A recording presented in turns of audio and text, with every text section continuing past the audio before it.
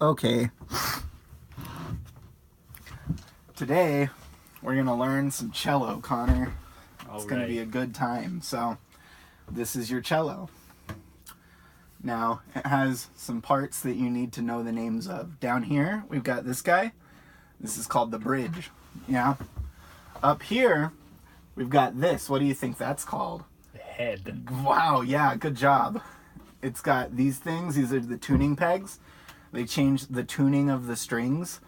You can make them in tune or out of tune with that. Down here, way at the bottom, we've got the fine tuning pegs.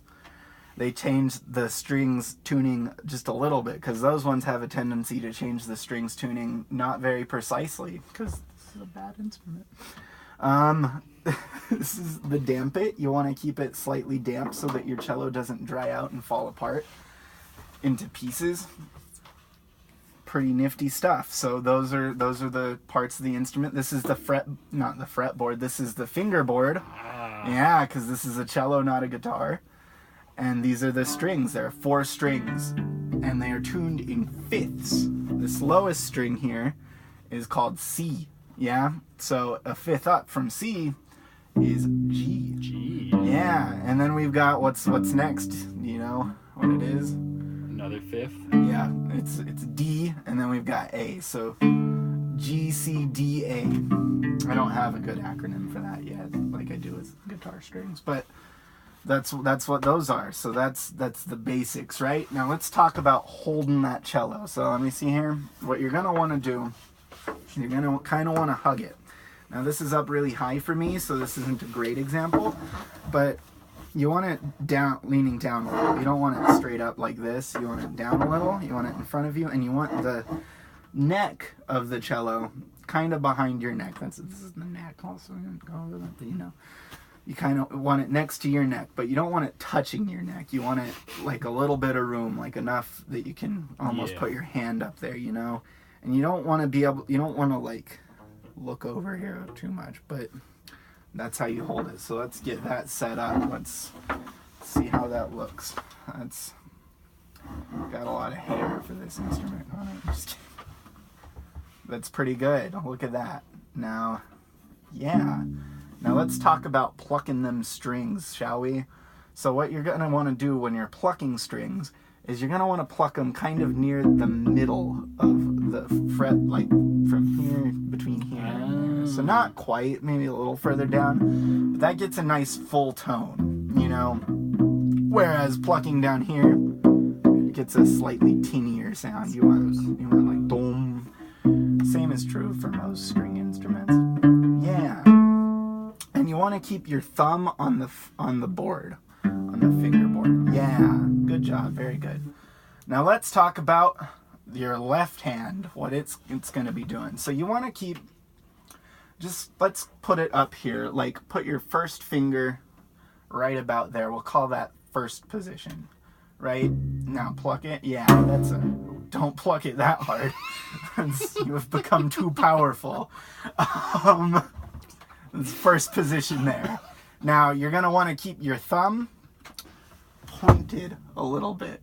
Keep it on the back of that fretboard so that you're grasping it like you're plucking a grape off of the ground. Right? Now let's put your third finger down as well. Yeah, but when you're going to do this, you want to put all 3 down instead of just the 1. Yeah. That'll help you really press those strings and make sure that you're getting a good full tone. Very good. Now, and the same is true for the 4th finger. For your pinky, you're going to want to place all 4 down. Yeah, nice. That is how to pluck the cello. Good job, Connor. Now, we've got this other fancy implement item that goes into most orchestral playing. This is the bow, right? This is the frog of the bow. I don't know why it's called that, but that's what it is. This thing down here, it adjusts the tension in the hair. It's horsehair. You're not supposed to touch it because your oily hands will ruin the horse's hair, and they're expensive to replace. And when you tighten it, you see how it's curved? You want that a little bit. But you don't want it like You don't want it straight, and you don't want it so the hairs are just flopping. You know, you want to kind of be able to put your finger in between it, like that. See? Now, when you hold the bow, you kind of want to get your hand like this. Just like hold your hand down, like flop. Like you're bouncing a ball. Yeah? And then you're just going to place it in your hand, like such. And there's a couple of specifics that we'll go over once you do that. Yeah. You're going to kind of want to have these two fingers off of the frog, so up here a little more.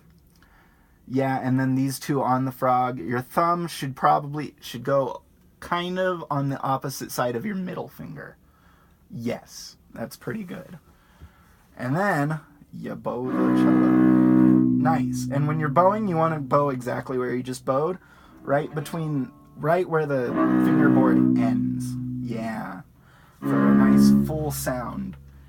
And when you're bowing, you want to use quite a bit of bow, not just like a little bit, especially for like beginning, just so you can get how that feels, you know.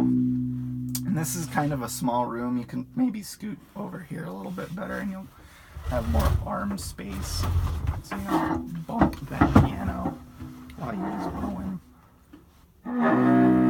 Nice. Good stuff.